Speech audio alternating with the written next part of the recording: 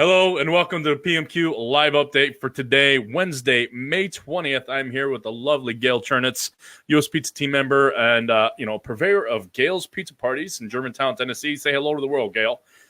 Hey, world. How are you? What's happening? Sorry about that. We were trying to share the event to her Facebook page, and Blake was Mr. Johnny on the spot with that go live button. Thank you again, Blake. I do appreciate it. So basically today I wanted to talk with Gail because she's in a kind of a unique position, more unique than most other operators. She has in-home pizza parties. I just kind of wanted to figure out for some other people doing like catering and in-home stuff like that, how this has affected them and how she kind of weathered that storm. So Gail, why don't you go ahead and introduce yourself real quick? But also I did want to let everybody know that you can ask your questions live in the Facebook comment section, and then we'll put them up and Gail can, address any of those questions that you have about how to do in-home parties, what kind of regulations, what you should do in this climate, in this situation right now. So Gail, go ahead and tell everybody who you are and what you do. All right. My name's Gail Churinetz, and I run a business called Gail's Pizza Parties, and it's an in-home pizza party business. I actually come into people's homes. I bring all the ingredients that they need. I have a menu. They choose what they'd like for their pizzas, and I also do appetizers. And I get to the house about 45 minutes before the party starts. I use some baking steels. I get those fired up in the oven, and then I just set up for the party and do my thing. People love it. The pizza's amazing, and I'm glad to say that I'm very proud to be part of the U.S. Pizza team. Well, we're proud to have you. You definitely represent a unique aspect to the industry. That I think some of our other guys have like food trucks and do some catering and stuff like that, but yours is just predominantly it's just in-home pizza parties. So I mean, how does one kind of, so when everything kind of closed down, when the pandemic hit, were you affected by that? Or because restaurants were shut down, were you getting more business, people saying, come to our house because we can't go out? I mean, what was the first change that you noticed, and how did you deal with that up until now? Well, actually, the business just dropped. People were not having parties. They were not socializing. The last party I did when this pandemic started was March 17th. And as a matter of fact, half of the people that were invited to that party did not show because that's when the outbreak was going on with the pandemic. Then about 3 weeks ago, I got a phone call from someone that wanted a pizza party, and they have closed the lockdown or opened up the lockdown here in Shelby County. And she asked me if I was available to do a pizza party. And I said, absolutely. And so I did one a couple weeks ago. I did one last week. I have one this week. So business is picking up again. And I was very surprised when I got to this customer's home. It was a very small birthday party for her husband and his friend. And, I walked in with gloves and masks. And I said, do you want me to keep the gloves and the mask on? And she was like, no, that's no bother, no bother at all. And so I didn't. I took off the mask and hugged everybody just like I would in a regular party. And, I'm not sick. They're not sick. And if they want to be adult about having me in without face protection, and I choose that option, then that's what I'll do. I did another party this past weekend, and it was a kid's birthday party. And same thing, when I walked in, I had the face mask on, and they said, no, you don't need to wear that. And I felt comfortable not wearing it. And that's the way I'm working. If people want me to wear a face mask and gloves, absolutely, I'll do that. But I'm finding people are not as afraid as they were 6 weeks ago. Well, and that was actually leads into one of the other questions that I did have is that how are you projecting, cleanliness and sanitation to the customer? And apparently you're walking up in, full hazmat gear. And they're saying, no, take it off. Yeah. Well, yeah, it's definitely good to hear that, you're willing to do whatever makes the customer feel, more safe. And obviously, people, I always ask a question before it comes out of my mouth before I realize it's a stupid question. Well, do you require your customers to wear face masks? And I'm like, how are they going to put stuff in their mouth if they have to wear masks? So I assume, obviously, the family is in their own home, safety of their own home. They're not wearing masks, gloves, and all this PPE. You know what I mean? Right. But that is something that you got to be wary of. Just project that cleanliness, make them feel comfortable. And if they let you know you don't need it, at that point, it's up to you, I guess. Absolutely. And you know what?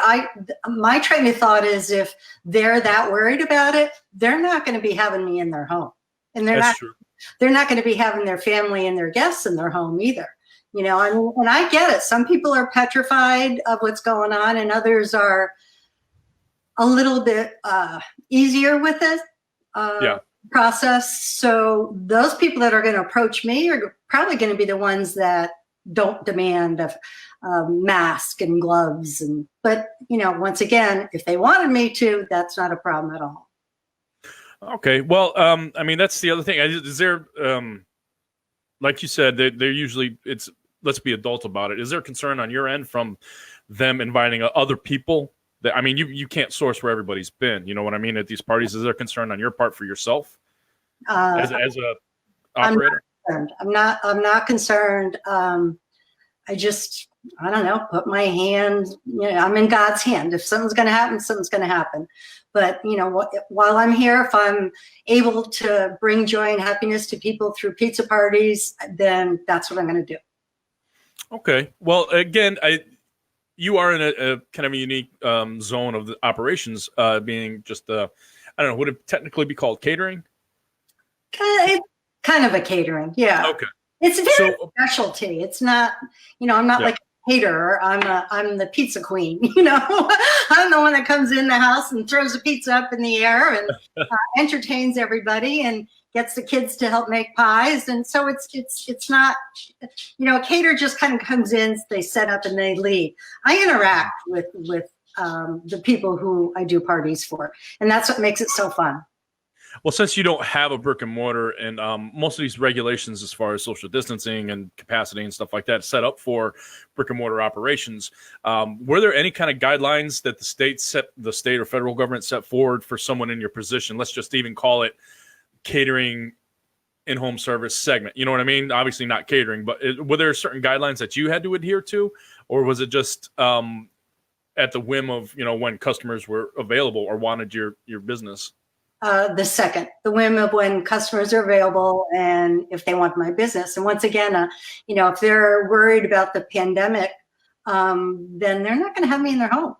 Yeah, well, like you said, they're probably not going to be having parties either. No, so. But you know what? They're ready, you know, especially now that the weather's warmer, people are getting out and, you know, no one's had any interaction with people at all. And now, you know, people, they want to get back into some form of normalcy. Yeah. It's I've been saying that for a while, and like a broken record, I interview a lot of people, and there is that certain Venn diagram of everything. A lot of what they have to say is the same. I'm always trying to find that unique aspect for each guest, and this is definitely a unique aspect. So you said that basically the business just kind of dropped off. Were you doing anything during the absence, like posting and stuff like that, to kind of keep your business top of mind, or did just kind of you wrote it out? Because I know you have a second job too that you do. This is kind of this is your second job. You have a first job, right? Did you specifically target people or target marketing during your absence, or you just kind of said, well, I'll get back to that when I get back to it? I'll get back to that when I get back to it. I didn't do anything with the pizza business because I just felt it was not good timing. But once the lockdown was lifted, I started posting again videos and pictures and using Facebook as well as Instagram to get the word back out there. And as soon as I started doing that, I actually started doing that right after somebody called me for a party. I said, okay, well, I guess it's time to get back to business. People, they want to get out. They want to have people over. They want to see their friends and their family. And that's when I started doing that. Yeah. Well, and I mean, this is one of your, I guess, your promotional videos. Yeah. I think it's kind of what you put up recently, right? Correct. Mm-hmm. So, and it says award-winning, and yeah, that's true. And Gail is somebody that I'd spoken with early on. She was kind enough to do a Chef's Corner with me, which still has not run, and it was on the schedule, Gail. I swear to God, it was. And then this whole thing happened, so it's still on the schedule. That's okay. So it's nice that you, like you said, you just kind of went back to that when he went back to it. It kind of came back to you, but you did a kind of a little marketing effort at the end, just to let people know that you're there again. Is this something that's is there a lot of advertising that you do for this, or is this mainly kind of word of mouth from happy customers? Because you're in Germantown, which is actually about an hour north of me, which is very cool. Yeah. We're in each other's backyards, but I mean, do you promote this in outside avenues such as maybe newspapers or radio or something like that, or is this all word of mouth from happy customers around town? This is mostly word of mouth. People have found me on Instagram or on the different Mother's Day Facebook pages, but mostly my business is word of mouth. The party I had this past weekend had heard about my party from someone else who's I've done a few parties for. And, she said, I've been wanting to have you come out for a long time. And it was my daughter's 9th birthday. And I thought this would be great because she wanted to paint, eat pictures, and see her cousins. So it's mainly word of mouth. And not only do I make it fun and interactive, the pizza's amazing. I mean, I'm old school. I have a starter that's been in my refrigerator for over a year. I make my dough 3 days in advance. Everything is fresh and homemade. I make my homemade sauce. I also do homemade sausage and fresh ingredients. So it's not just, it's really damn good pizza. Well, I know, not to give it too much away, but you did get to steal quite a bit of money from Guy Fieri. Well, you earned quite a bit of money from him winning, what was it? Not Grocery Games. What was it? Home Ultimate Recipe Showdown. And I won. Right. Yeah. Should I say what I won? It's up to you. I wasn't going to put a number on it, but yeah, that's your business. Yeah, I won $25,000 for my crawfish and andouille sausage pizza. So on my menu, it's called the $25,000 pie. And everybody always wants at least one of those at every party. Yeah, I actually had to, I'm not a big seafood fan, but I tasted that and it was actually really good. So I was just going to try to show up a picture here for everybody. That's the winning pie, I believe, right? Yeah, that's it. Yeah. So, very good. So you do have a little bit of credentials behind you. You got a little bit of clout. So, I wanted to ask you, being in this unique position, having a unique business model, what is kind of the best practices for people who do kind of do the same thing and follow it? What are the best practices for them going to other people's homes? I mean, what are the do's and don'ts of going to somebody's house and preparing food for them currently in this situation? I'm not quite sure how to answer that. I would just say, feel comfortable and know who you are and know that your product is good, and be prepared if they want you to wear a mask or gloves, and make sure you're sanitizing everything, of course, and washing everything and cleaning as you go and sanitizing as you go. Okay. Well, I mean, that obviously it is, like you said, it's creating that comfort level because they are inviting you into their home, right, and they're asking you to feed them. And I hope they're paying you pretty well for it too. So I'm not complaining. Everybody tells me I'm cheap, but that's okay. Well, you want to make sure that they're getting their money's worth in a safe fashion. So I do like that. Just, like you said, be comfortable with yourself and your product, have the confidence, but also just, be ready to cater to them as far as whatever their safety concerns might be. Like you said, if they want you to wear a mask, wear the mask. Right. Absolutely. Yeah, and clean it as you go. That's great. What's kind of some of the don'ts that you should do? I mean, besides not being sanitary and stuff like that, what's like something that you might have seen somebody else in a similar situation do that you're like, oh no, that you don't want to do that? As far as like in-home pizza parties. I can't answer that because I haven't ever had anyone in my home to do a party. Okay. So that's that's a good question, but it's one I don't have an answer for. I think what makes my business so unique and so successful is my connection with people. And it's not. You have to be an outgoing person. You have to genuinely like people, and I love to get people excited about what I do. As I said, I throw the pizza up. If they want to help build the pizzas, I let them build the pizzas. So it's interactive as well as fun and different. Okay. Now, I mean, I'm just trying to kind of tailor this to the current situation as far as what you guys should do. So Tennessee, can you tell me kind of what the regulations are? Sorry, restaurants for Tennessee. I know I'm just an hour south of there, but I'm not exactly sure what they have. Are they 50% capacity right now, or? No, I'm not sure if they are or not. Okay. I'm not. Well, I mean, that's the unique thing. Category. So. Right. Yeah. So that's one of those things that you don't have to.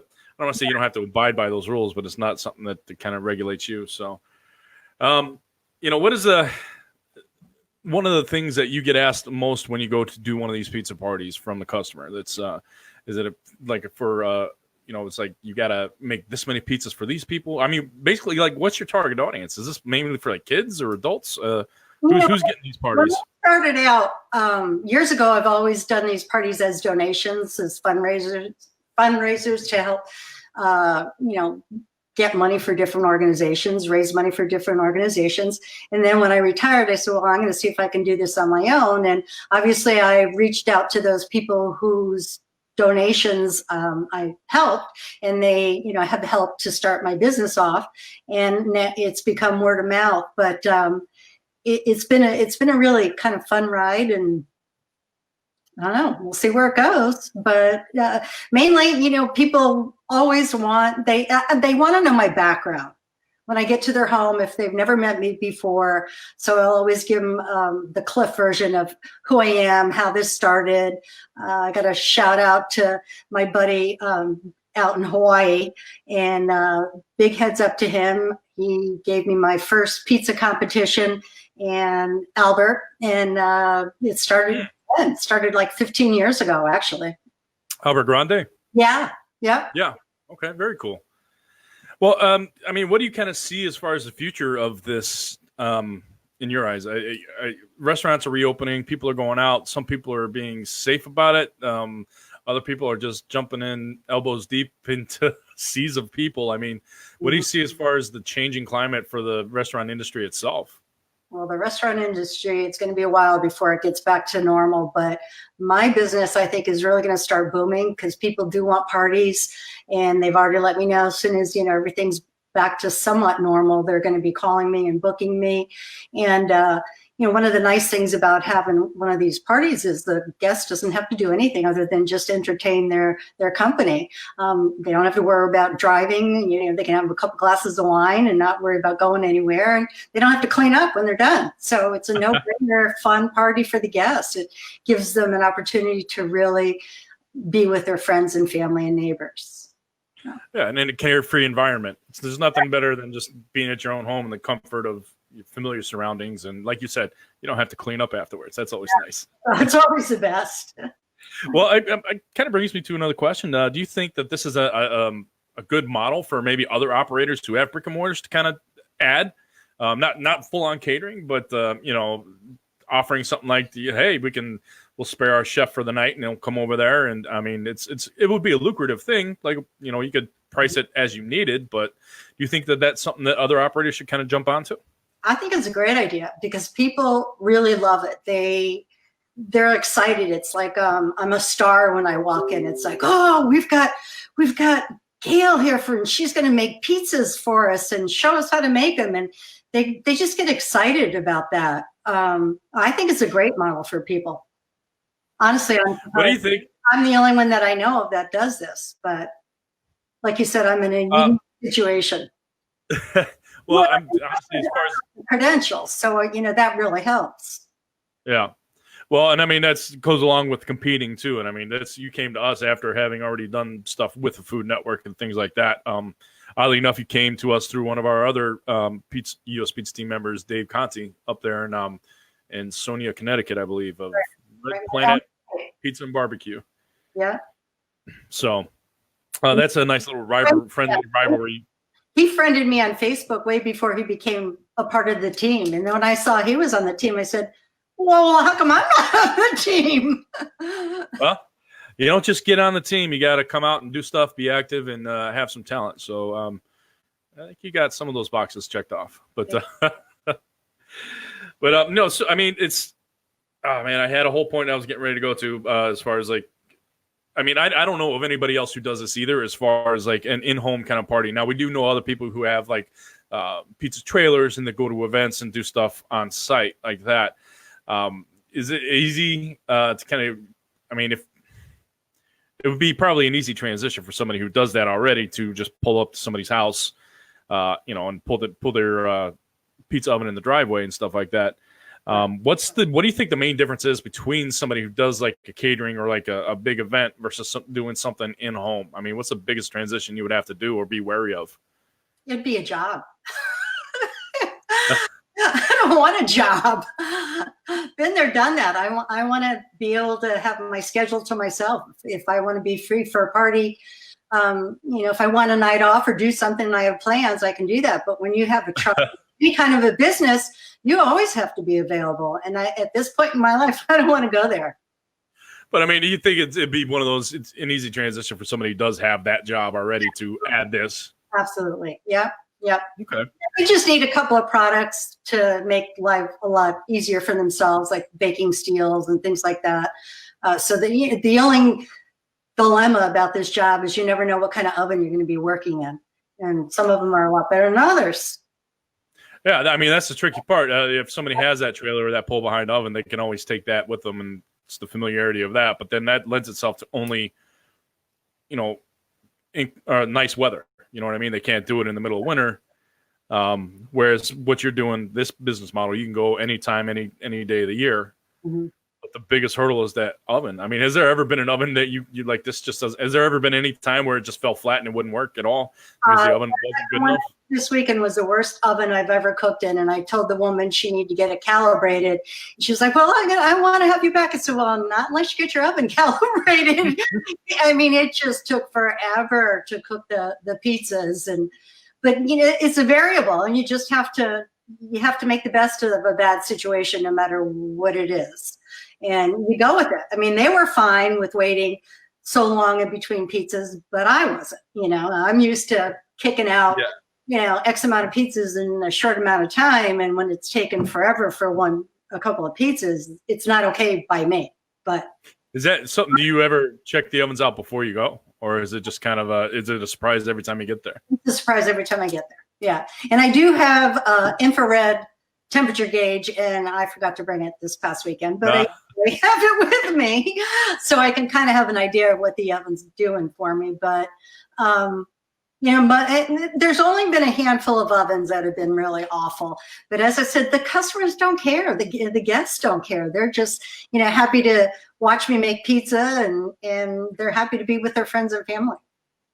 Absolutely. So, when you forgot your infrared, did you use the old cook trick?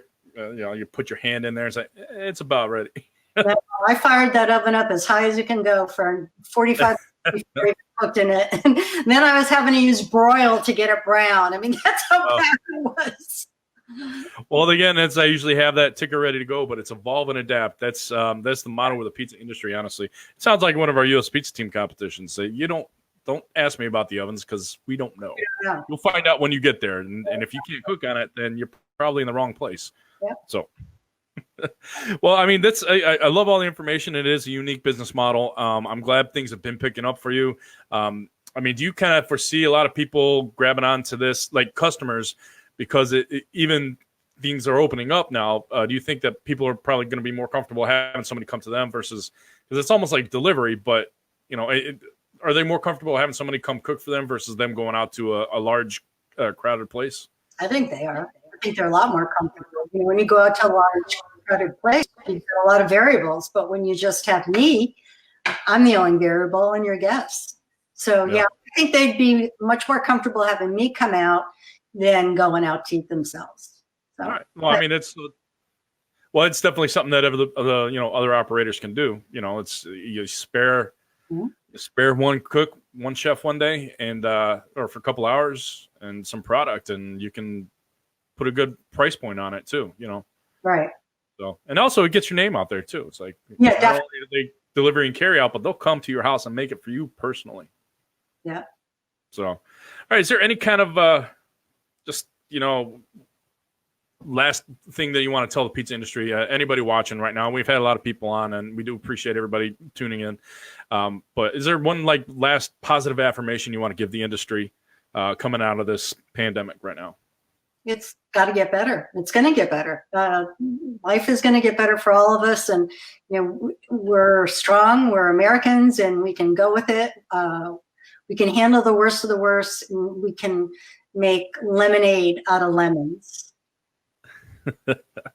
That's awesome. I'd hope at least lemonade, maybe a little lemon zest. Yeah. Limoncello.